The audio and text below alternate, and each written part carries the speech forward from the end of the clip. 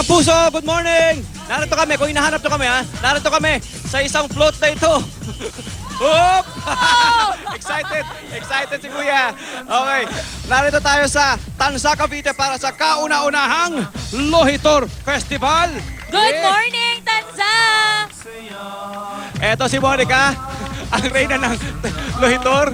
Yung sinakyan namin mga kapuso ay isa sa mga depiksyon ng ginawang panunumpa ni General Emilio Aguinaldo sa harapan ng parokya ng Tanza na dati daw ay Santa Cruz de Malabon. Correct. Tapos meron pa tayo, Monica, iba-ibang mga floats dyan, di ba? Marami tayong floats dyan, pero karamihan sa mga floats na pinapakita natin mga kapuso, actually nagpapakita ng mga historical events dito sa Tanza kasi para sa mga hindi nakakaalam, 100 years na nga po itong lungsod ng Tanza. Kaya talagang bongga ang celebration nila ngayon. Ngayon, ang Lohitor, ang ibig sabihin ng Lohitor, di ba? Pinagsamang lobo, higantes at toro. Ito nasa akin, ang lobo. Ang balita ko, ang lobo raw ay isa sa mga pangunahing industriya ginagawa ng mga taga Tanza, Cavite. Mga hot air balloons. Ito, papalit pa rin natin isa. Go, Kuya!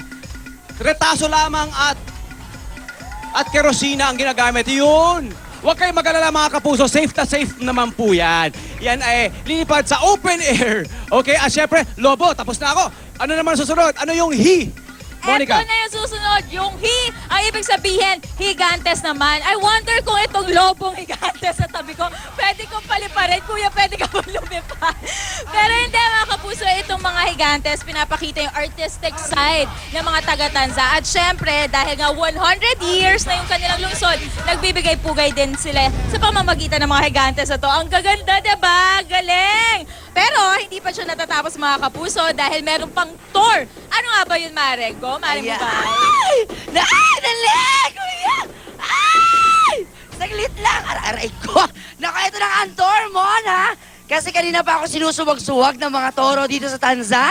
At nakakaloka, huwag kayo mag-alala kasi hindi naman ito totoong toro kasi ito ay gawa sa paper mache kung saan nakikilala ulit ang pagiging creative, aray ko, ng mga taga-Tanza. At kung nakikita nyo isang toro dito, meron siyang luces sa tuktok kasi ito naman ay sumisumbolo sa of course, firecracker industry ng Tanza. At kung bakit nasa tuktok siya ng toro, yun ay dahil pag sinindihan mo daw itong luces na to, humahabol siya na parang toro. Parang gusto ko i-try. Dali, habulin mo ako. Dali, toro. Ay! Kuya Pat!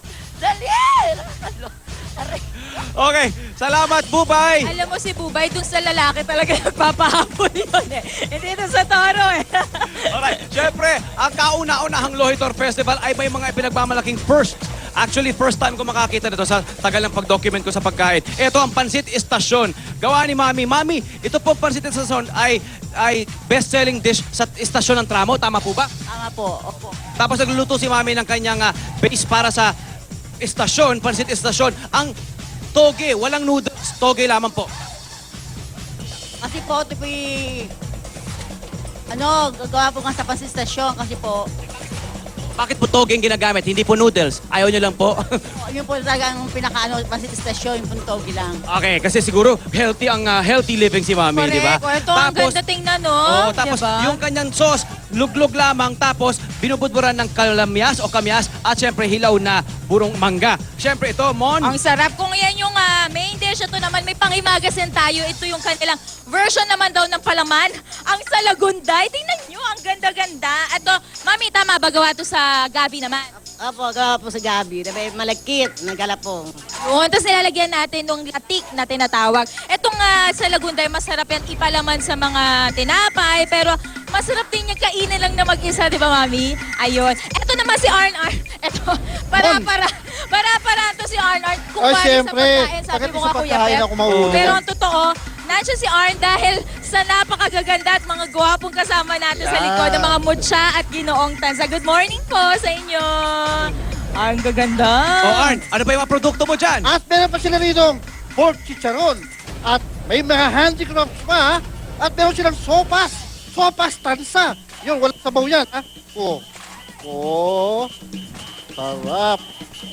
Very good. Thanks, Arn. Okay, siguro maaari natin tikman yung Pansit Estasyon na yan, ha? Pwede pa tikman po ba yan? Pwede po matikman itong Pansit Estasyon natin. Alright, gawa sila, ha? Maya-maya, mga kapuso!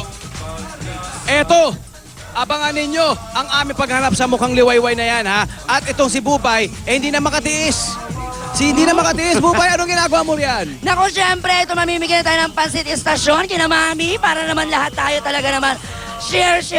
Of course, ang kanilang salagunday para sa inyo po. Go, kain na po ng kain. Huwag kayo mag-alala, madami. Hindi tayo nawawala dito sa tansa. Talaga napakasarap. Pansit para sa lahat! Let's go! Pansit para sa bata! Ayan, Daddy. Sa Lagunday, para kay tatay! Ayan, para kay Kuya na parang may pinagdadaanan. Ayan. Sa Lagunday, para kay ate! May pinagdadaanan si Kuya. Sa Tulala. Lagunday, para kay kuya! Sige, pasa-pasa lang po. Parang exam lang ito. Pansit istasyon, para kay mami! Ayan. Perfect. At dahil dyan ako, balik muna tayo sa studio. Abangan na aming paghanap sa bagong mukhang liwayway. Live na live mula sa Tansa Cavite. Salamat po! Rin! Ate gagawin para sa iyong kaligayahan. Sabi mo ulit!